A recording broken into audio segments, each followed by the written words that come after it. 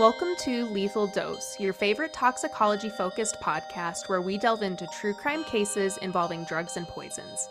My name is Venus Dinecko. I'm a layperson fascinated by true crime. My name is Kayla Woods. I'm an author and toxicologist. Let's get started.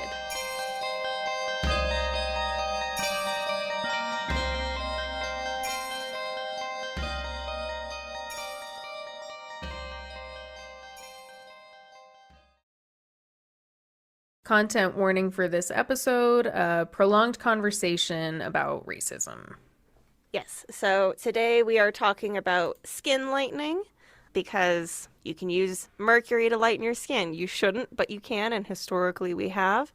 So there's going to be a lot of conversations about racism and colorism, and I am white. I will put that out there since this is an audio format. You might have guessed that already, but I obviously I'm coming at this from the more academic point of view, like I am learning about colorism academically, but I still feel like it is an important part of the conversation to be had, and so even though I'm not an authority on the matter, I still wanted to include it because it's important in the discussion. It is important. Yeah, it would feel, to me, it would feel wrong to leave that out. Yeah. You know, like, yeah. So the practice of skin lightening can be traced back to 200 BCE and has been common in cultures across the globe for aesthetic, psychological, political, and economic reasons due, as I said, to colorism. The ancient Egyptians, Romans, and Greeks rubbed olive oil mixed with honey onto their skin to try to lighten it, which was definitely the safer option among the practices that they had for this, because the other options were white lead face masks and mixtures of lead sugar. Oh, okay. Yeah, lots of lead also involved in this. Around the same time period, Chinese women used chalk to lighten their skin, which was the safer option for them. I was going to say, that doesn't sound as bad as lead. No, no. Lead continued to be used well into the Middle Ages and Renaissance in Europe, and arsenic wafers were ingested to try to achieve a fairer complexion.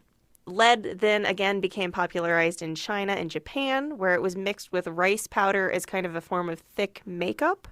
And the practices of skin lightening continue today with different poisons, like mercury, which is going to be the focus of the episode. So mercury has been used for the purpose of skin lightening since at least the reign of Cleopatra, which was circa 60 to 30 BCE. In the mid-16th century, books of secrets divulged important medicinal recipes. So these were all kinds of books that were available in middle to upper class households. And they talked about medicinal recipes, recipes for oils, incense, talked about alchemy, and they also talked about cosmetics. So these books described the exact amounts of mercury or lead that was used for skin whiteners, and they were first popularized in continental Europe, and then China, and then they were spread to Japan and Britain. Upper-class men and women alike used these formulations, despite the fact that by this point, by the mid-16th century, we already knew that skin whiteners were associated with people ending up with withered faces like apes, bad breath, rotting teeth, and an evil air around their body. And this is probably mercury vapor that is sickening the people around them. So, like, literally, like, they're noxious, like, yeah, like, and poisonous. Like. It's on their skin. I don't think that they're breathing it out, but it's, like, on their skin, it's in their clothes, it's everywhere. Crazy. And it wasn't just the adults using these cosmetics that paid the price for their exposure, because children of women who used this makeup were known to lose their teeth before they could walk. Oh, my God. Yeah, it was bad. It was really bad. And nowadays, cosmetics that purport to have anti-aging benefits are a growing market, and these utilize ingredients that lighten the skin tone. But of course, anti-aging is not the only kind of cosmetic that is doing this. And skin lightening or bleaching is still, unfortunately, very, very common. I mean, you've probably seen it. All the listeners have probably seen it, even if they're a, sickly Victorian-looking child like me who isn't looking for skin lightening. We've seen advertisements for lightening, whitening, brightening, or fairness. These are all indications that it is some form of skin lightening. According to a WHO report, half of the population in Korea, Malaysia, and the Philippines have used some kind of skin lighteners, while those numbers are closer to 60% in India and 77% in Nigeria. Wow, I had no idea. Yeah, it is widespread and just a global issue. And although women are the primary target for these products, they are marketed to both men and women at this point. And by 2027, the skin whitening industry is expected to be worth over $12 billion in and of itself. In her book, Is Lighter Better? Skin Tone Discrimination Among Asian Americans, Joanne L. Rondilla of San Jose University explains how skin color isn't primarily about vanity. Having light skin implied that one woman was of high class, education, and leisure. A woman's light skin meant she did not need to work outdoors to make a living.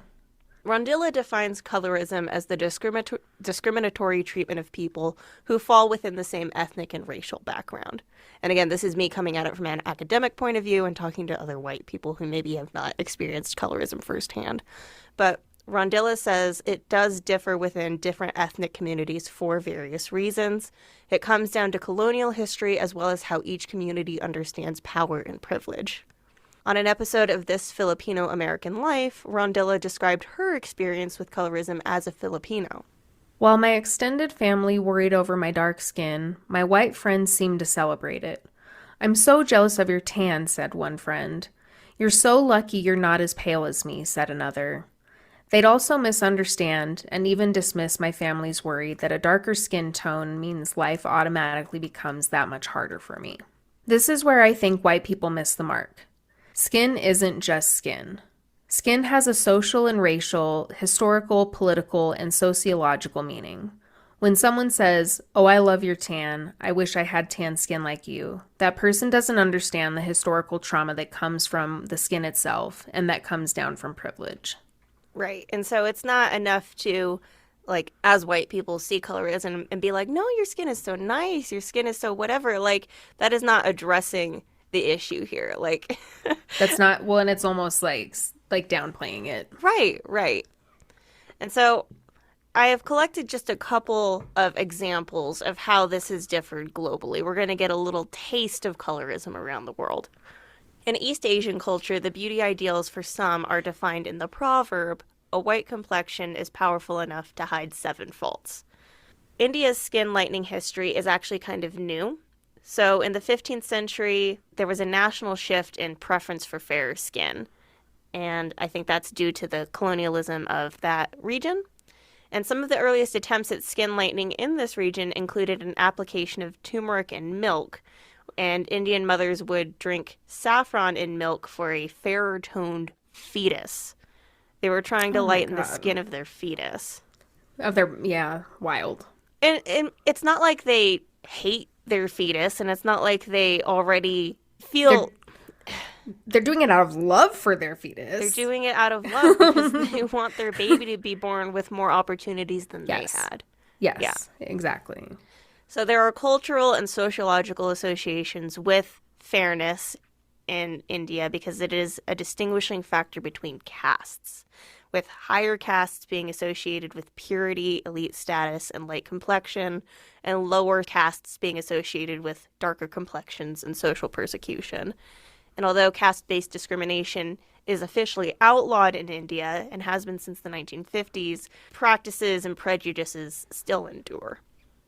In Sudan, as well as other parts of Africa and the Middle East, it was reported as late as 2019 that some men will only marry a light-skinned woman.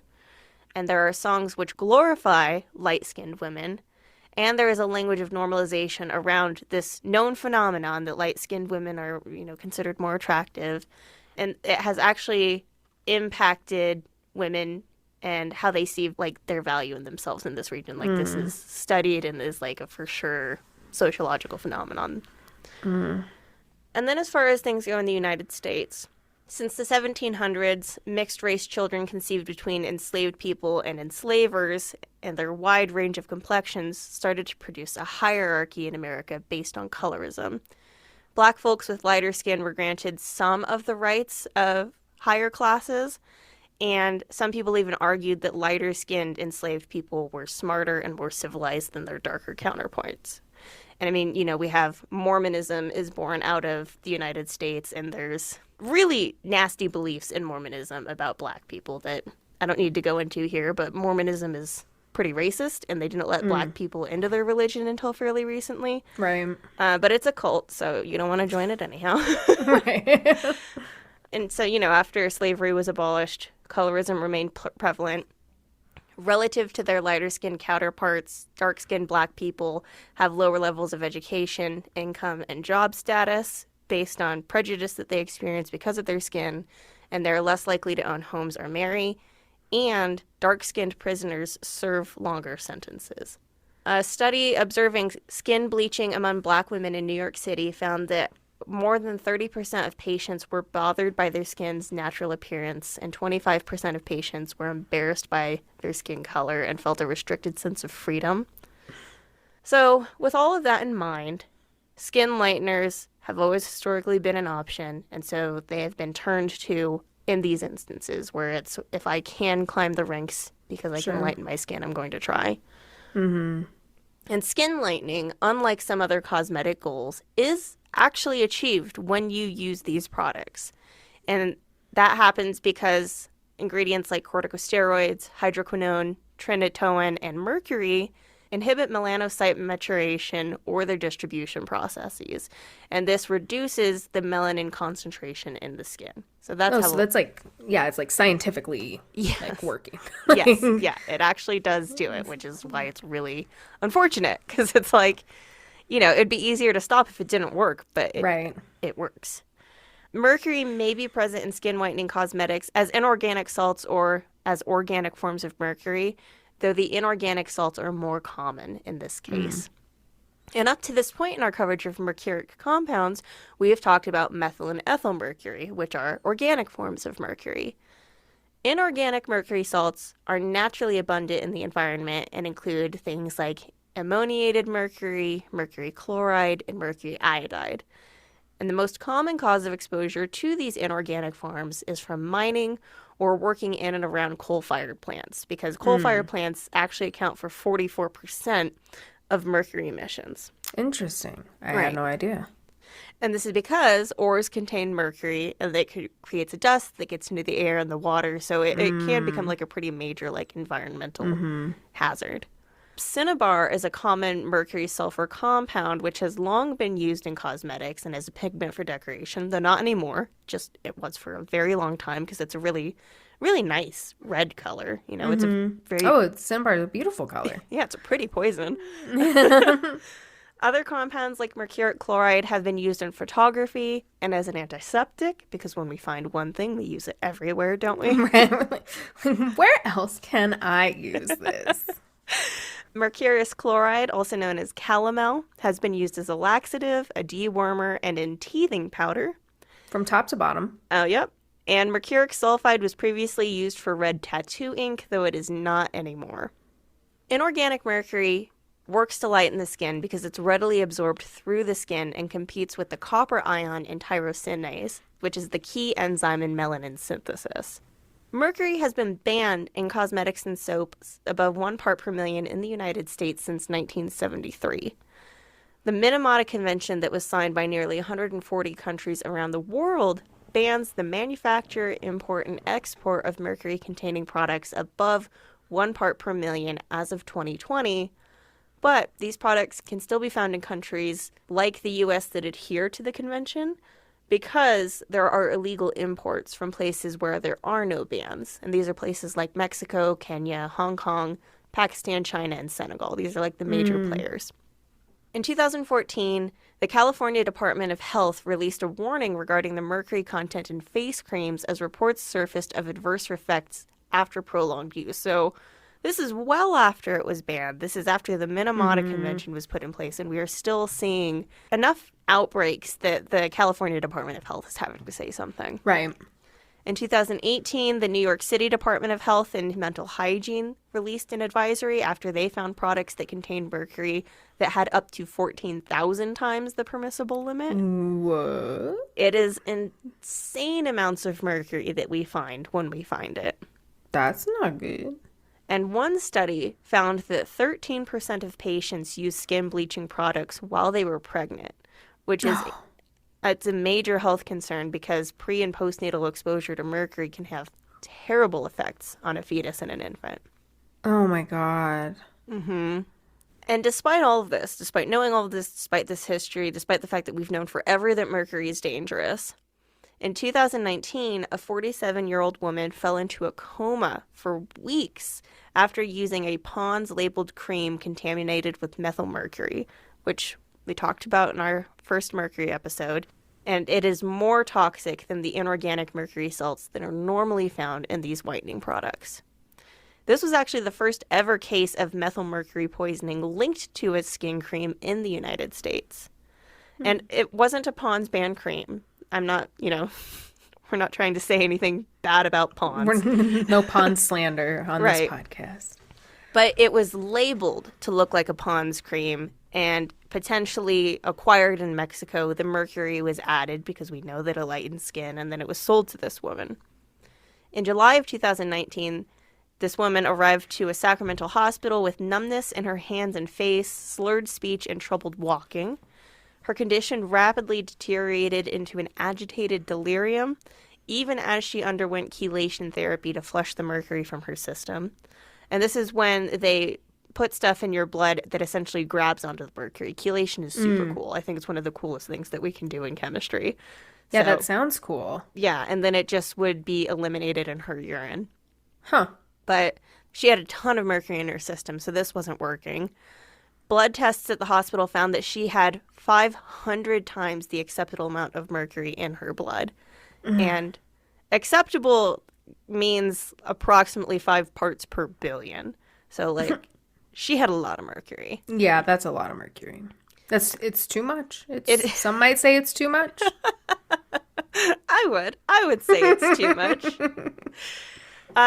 So typical urine mercury levels are less than 5 parts per million, and anything higher than that indicates you have some exposure to inorganic mercury, and you start to become symptomatic. And at levels greater than 100 part per million, acute health effects are possible, and doctors are recommended that they get toxicologists involved when they find patients with this amount in their urine.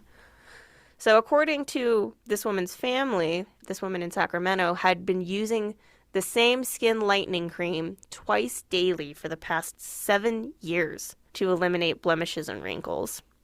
So they took the jar, they performed some tests on it, and they found that it contained approximately 12,000 times more mercury than the legal limits in the United States. Holy shit. And unfortunately, even after she awoke from her coma, this woman was still unable to speak or care for herself and had to be fed with a feeding tube. And the CDC believed that this was likely going to be a permanent condition for her. Wow. In 2021, a Somali woman living in Minnesota permanently lost her peripheral vision and accidentally exposed her entire household to inorganic mercury from her use of skin whitening creams. This woman reported her symptoms to multiple doctors, including insomnia, muscle pain, weakness, and fatigue. But it was not until she lost her sight that doctors did the necessary tests to determine mercury poisoning and referred her to the Minnesota Poison Control System. Doctors need to fucking listen to women. Yeah, I'm like, could we do it before the blindness, maybe? Right. Maybe we didn't have to get to blindness. Right. We could have avoided that. Is it not enough for her to be, tired all the time? Right. That's significant to me. So Poison Control tested this woman's home, and they found high levels of mercury in her children's bedroom, in the bedding, the household towels, and their laundry area, especially in the washing machine, because mercury accumulated on the clothes worn by the mother. They were washed, and as they were washed, they contaminated everything else that went into the machine. I know. Ugh. So, According to screening studies conducted by the Minnesota Department of Health, women who used skin lightening products had elevated mercury in their urine, and visits to their homes showed high levels of mercury in their air, particularly around their washing machines. So this is a known phenomena among people who use skin lightening creams. Because you put it on your skin, and of course, where is it going to go? It's going to go on whatever towel you wash your hands on. It's going to go onto your clothes, and then it just gets everywhere. Dr. Aaron Batdorf of the Minnesota Poison Control System said, anyone using a skin lightening product that contains mercury, unfortunately, is going to put the whole household at risk. There's no way to make sure that no contamination of the mercury will go to other household members. That's just not how mercury works. And mercury was, in fact, found in the urine of the children living in this home in Minnesota. Oh, my God. That's so... From fucking face cream. From face cream, yeah. And she's poisoning her kids with mercury. I'm not saying, she's, a bad mom. No, right, no. Yeah, but, that she's intentionally poisoning her children. No, with face cream. But, what a fucking, Yeah. Wow. Yeah. It sucks. It sucks so hard that, there's this insecurity she has. And, that's the thing is, maybe she wasn't passing this insecurity on to her kids and maybe was I think you're beautiful, but, I'm going to do this for me. And she still is literally poisoning her children without knowing it. Right. It's kind of poignant and, sad. Yeah. Yeah. Yeah. All because of her insecurity. You know what Yeah. I mean? Which, and because, is put on her by the society. system. Yeah. And because people make money from her insecurity. Yes, it was capitalism all along. Wait. We've done it again. And what's even more concerning than these original findings were the mercury levels discovered in her blood during a subsequent visit the following year. Although this woman stated she stopped using the skin lighteners, the mercury in her body had more than doubled a year later. She switched skin creams, and she wasn't using skin creams that were labeled as lighteners, and so she thought that they would be safe. But when Poison Control tested these new brands, which were also not labeled as containing mercury, because some of them are if they're from a place that hasn't banned it, these new brands were found to have 11,000 parts per million and 18,000 parts per million in them. And as would be expected, mercury was still detected in her children's urine. Oh, my God. And this is because, it's usually, smaller shops or, malls that are specifically for specific ethnic groups, right? So, a Mexican mall or, a Somali mall, they'll have brands that you're used to. Get. Right, you can't get, you're used to from back home, or, this is what grandma used to buy, or whatever. It's very specific, and so it targets people in their own communities. And they think that it's safe because it's just skin cream. Sure, I could go to King Soopers and buy skin cream, but I'm here. I'm at this mall where I get everything, so I'm going to get skin cream. And some of the shops don't know. And so they're the Minnesota Health Department went around to some of those little malls and they were testing creams, and they told some of the shopkeepers, they were like, "Hey, there's mercury." And some of them were like, "Oh my God, I didn't know there was mercury. I'm poisoning my community and I'm poisoning my customers. That's terrible." Some of them took it off the shelves, but some of them, they learned this and then they kept it on the shelf. But it's also well, what are they going to do? Realistically, what are they going to do? They're going to face a financial loss if they take it off the shelf. Right. So, it's not ethical, but no. what are they going to do?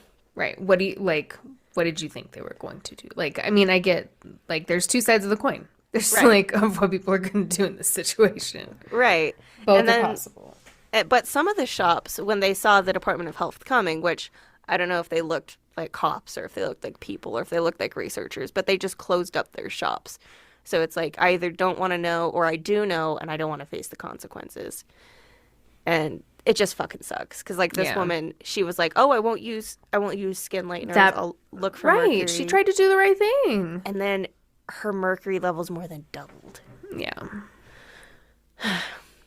And the exposure to the children is particularly upsetting, of course, because pregnant individuals, their fetuses, infants, and young children, they are all at greater risk for health impacts from mercury exposure.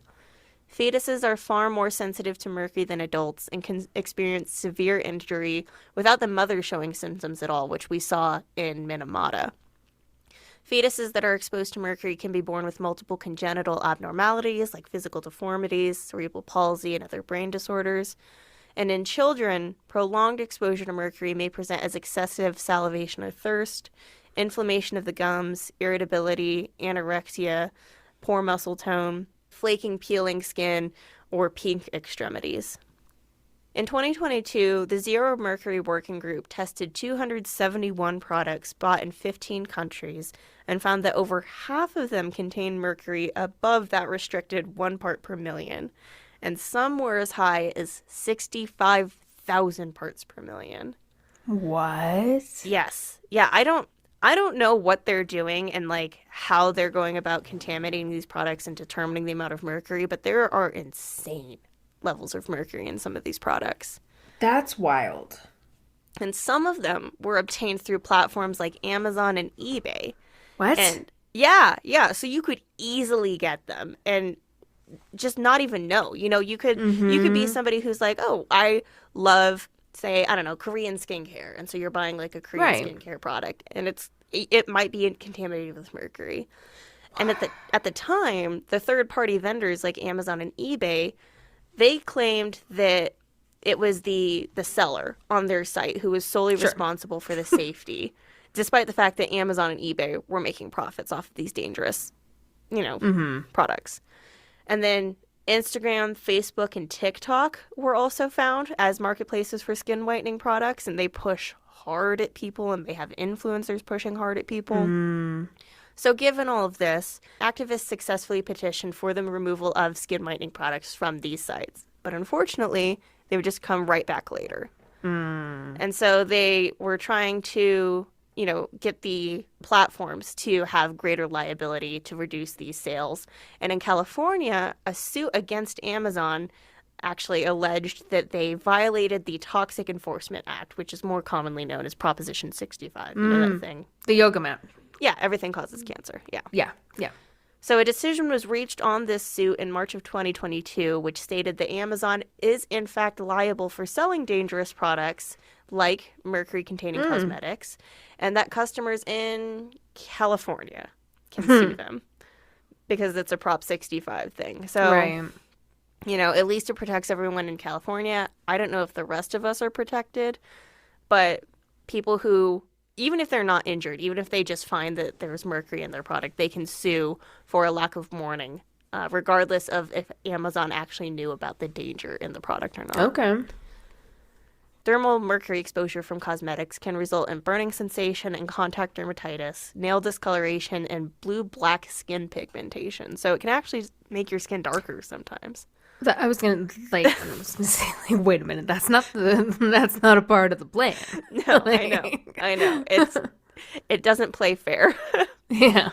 Repeated exposure may result in brown discoloration of the lens of the eye, tremors, muscle weakness, a metallic taste in the mouth, and then nephrotoxicity, as well as neurological symptoms like depression, anxiety, and psychosis. Oof. The first country to ban skin bleaching products was South Africa, who also played anti-skin lightening messages on TV for several decades, and they still have a lower rate of skin lightening than other countries in Africa. So they had apartheid and they had their shit, which obviously, they have to be held accountable for, but at least they have this. At least they're trying to work through that. And after they banned skin bleaching products, they were followed by Rwanda, Ivory Coast, Tanzania, Kenya, and Ghana. So that's kind of where we are sitting with mercury. It is still available, but, hopefully we can do more to make it so that it's less available and that people know what the dangers are. Well, why would they be why are they putting it in there though? Don't they risk killing their customers? Yes, they do. I don't think they're thinking about it like that though. Yeah. I really think that there is just not a whole lot of cognition going on the part of companies, you know, because otherwise DuPont wouldn't be trying to kill us, and, you know, Tesla wouldn't be locking people in the car. So, like, yeah, they're just like, it works. Right. Everything else comes second to that. Like, making money, it works. Right. And then, well, you know, white skin can hide 7 faults, so what's it matter? Yeah. But mercury isn't the only skin whitener ingredient that we have to be concerned about. Hydroquinone is probably one of the most common skin whitening agents. It also works by inhibiting production of the melanin, and overuse of hydroquinone can also damage skin. It damages elastin strands in the skin, which causes skin thinning and atrophy. It can give you stretch marks, causes you to bruise easily, and causes broken veins. And then this leads to an increased risk of infection and boils. Over time, long-term use, especially if you're using it on your whole body, can actually interfere with blood pressure and cause diabetes, osteoporosis, and weight gain. Oof. And despite the knowledge of possible harmful side effects of skin lightening, trends such as glass skin, which is used to describe skin that looks like clear crystal glass, these are on the rise in South Korea. And there's advertisements for intravenous injections of glutathione. And glutathione is an antioxidant that also inhibits the tyrosinase binding like mercury does. So it does whiten the skin, but both the United States and the Philippines have publicly condemned the use of glutathione injections and have issued advisory warnings against its use because it's dangerous. You know? Yeah, that sounds dangerous. like skin cream doesn't sound dangerous. That's one thing. And even that, you know, skin cream with mercury, it'll get you. And hydroquinone, it'll make your skin thin, you know? And we were already talking at the top of the episode about how mercury gives you a withered ape face, so it's like you're not doing yourself any favors by using this stuff. No. So I have another kind of long quote that I'd like you to read, but it's from Yaba Blay, who is a professor, producer, and researcher, and is one of the leading voices on colorism, and I think that what she has to say is particularly poignant. This is not these women's fault. Your interest shouldn't be in women and why they're doing it. Your interest should be in why it's an option. And why are there entire corporations that feed off making these products? That's where our conversation should be. We question why people are doing it, but the question should be, why are people making these products? What's important to me and my position is to make sure that we're not participating in the history of projecting all of this negativity and barbarism to these spaces out in the quote-unquote third world as if America is so much more developed. Ultimately, I think all over the world, it's about understanding the stronghold that white supremacy has on people's minds, and the ways that we continue to assign pivotal power to whiteness so people still want access to it. If we're going to talk about skin bleaching, we also have to talk about the chemical hair relaxing, plastic surgery. Let's talk about Black people who choose to live in all-white neighborhoods or send their kids to predominantly white schools because we have internalized the idea that it is better for our children. That's white supremacy. We have to understand how white supremacy functions before we begin to somehow investigate and understand skin bleaching. It's not a single issue. It's an issue in the whole picture, you know, that like if you can somehow be lighter, that is better. And it's not, like, it's white supremacy. Yeah. Like, here's the political side of this episode. It's about white supremacy. Surprise, surprise. Surprise, surprise. Yeah.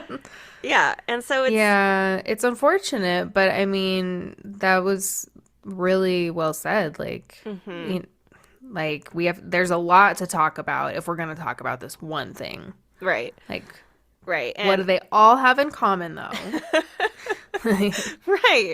Right. And so, yeah, it's not useful for white people to be like, oh no, your skin is so nice. Like, yes, that's good, but we also have to within our communities be like, no, you're beautiful, or like beauty doesn't even matter. Like the color of your skin shouldn't even matter. We're just using this to like divide each other and hold a certain group of people up higher than another. Like, it's just serving to divide us. It's not doing anything good. It's about our community. You know, like we can do what we can to like try to make it so that these products aren't available, which was her question, you know, like why are these even an option? But we also need to do what we can to just discourage its use in our communities. And and shaming people for using it is not the way, I imagine. No. You know what I mean? Like being like, you do what? No. Why do you, you know, like that's not the way to. Yeah, and I don't even know if like the information that we've presented is necessarily with the way like, well, you're poisoning yourself and you're poisoning your kids. Like, it's true, and maybe for some people that'll be useful, but I don't think that's the point we were trying to make. No. Because this is our podcast is for a certain audience, and they find us, and they know. They just know. Yeah. But for your friends, you know, you might have to go about it in like a specific, gentle way to be like, you don't need to do that. It's fine. I'm going to hold your hand when I say this. Right. And then there's social media, because we've already talked about how you can buy this stuff on Instagram and TikTok and whatever. And so social media can be evil, as we know it to be, or it can be a mechanism of change. So social media and nonprofit campaigns are some of the first steps towards changing attitudes about skin lightening in some researchers' opinions. And the younger generation has started to raise public awareness about skin bleaching through the social media campaign #UnfairandLovely, which is, you know, trying to celebrate people of darker skin tones and empowering people to find beauty in their skin tones. And that's related to, in India especially, Fair and Lovely is the market brand leader and household name in skin lightening, along with U.S. brands like Revlon and Neutrogena.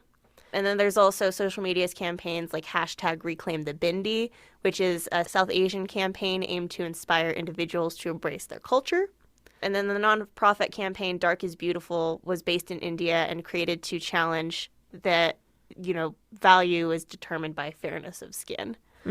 Celebrities like Amara La Negra, who's an Afro-Latina singer, she has spoken publicly against skin bleaching and has advocated for increasing the number of dark-skinned Latin performers in the media. And this has helped bring national attention to an issue and let people know it's not just about vanity, it's about embracing your culture. And it's, you know, gotten petitions and it's prompted companies to make changes. And then the Black Lives Matter movement actually forced some companies to address their skin lightening kind of double standards they had, where they were like, totally, yeah, we support racial justice, #BLM, but they still sold skin whitening products.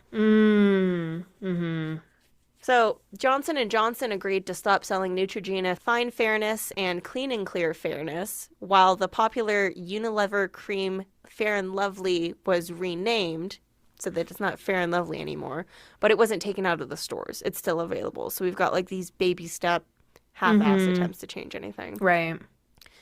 L'Oreal and Unilever said that they would remove references to white, fair, and light from their skincare products, but these products are still sold on third-party sites. And then there was a scandal regarding the editor-in-chief of Cosmopolitan in Sri Lanka, who she was on the end of bullying from Unilever when she called out their skin whiteners on Instagram in 2018 as an influencer for them.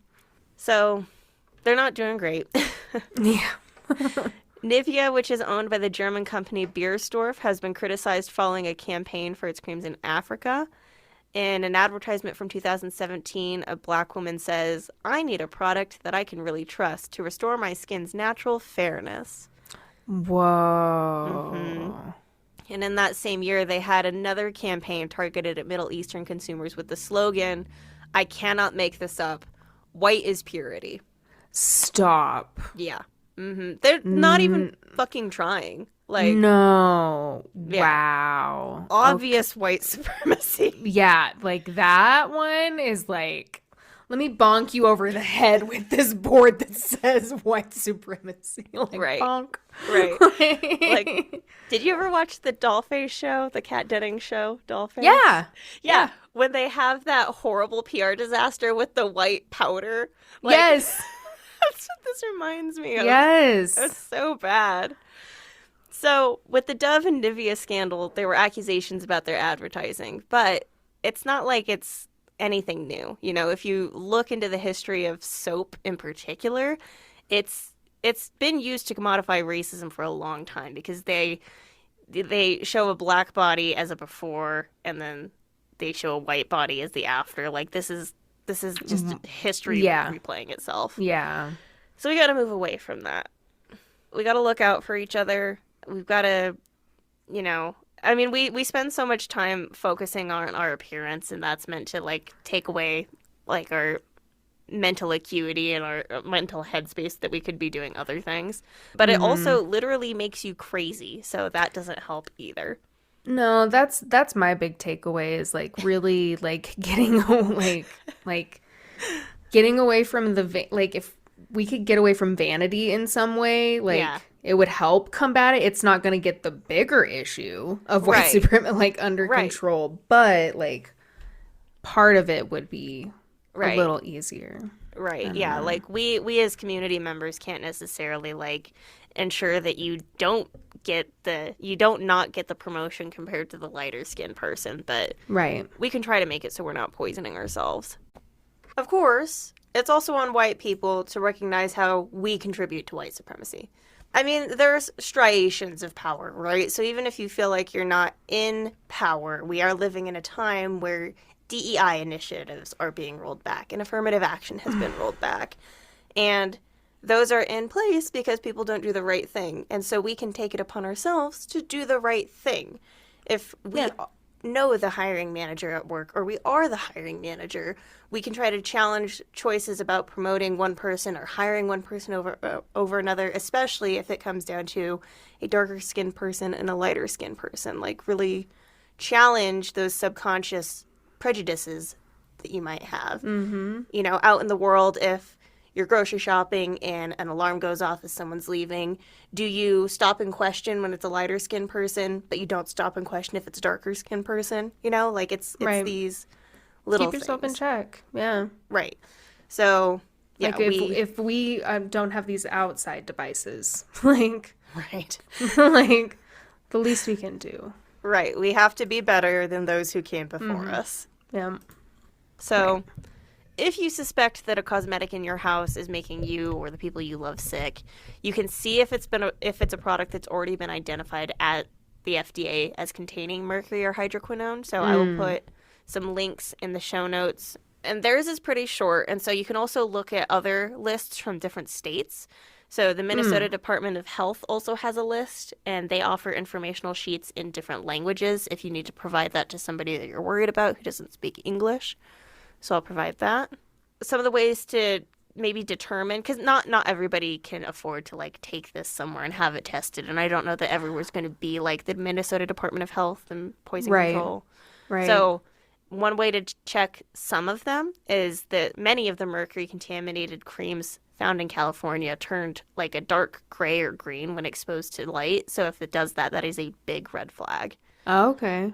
And if your cream doesn't do that, and if it's not listed, but you're still worried, you know, because, again, the mercury's not always going to be listed on the ingredients label. Right. That's what's so crazy about this to me. I know. Like, I know. Yeah. If you're worried and you have your suspicions and you still want to throw it out and get it out of your house, you got to make sure that it's disposed of in a way that it won't leak into the environment. So you should close it. You should put it in a bag, and then you can take it to a household hazardous waste facility. And if you don't have that, then you can put it in a bag labeled mercury do not touch and just put it out with your household garbage, which is, like, the least best option. I was just going to say that option sounds like that's not going to do much, but, like, you're doing what you can, you know? Yeah, I mean, I get it. Like, but I'm writing my label on. Like, right. Poison in my garbage man. Like, maybe triple bag it. I don't know. Yeah. But crazy. Yeah, so that is, I think, for now, at least, the end to our Mercury series. So stay safe out there. Be good to each other. Yeah. You know? Right now, please do that. Yeah. I will say that this is the first episode that we've recorded since the inauguration, and it's been fucking crazy. And of course, once this comes out, it's going to have been super crazy. Super crazy, because crazy shit just keeps on a coming. Yeah, but I think it's important right now to not despair over what's happening in the political sphere, what's happening, with your cosmetics. Don't despair. We just have to look out for each other on the community level. Like there's only so much we can do, and maybe it feels like there's nothing we can do on a larger scale, but we can look out for the people in our community. Yep, absolutely.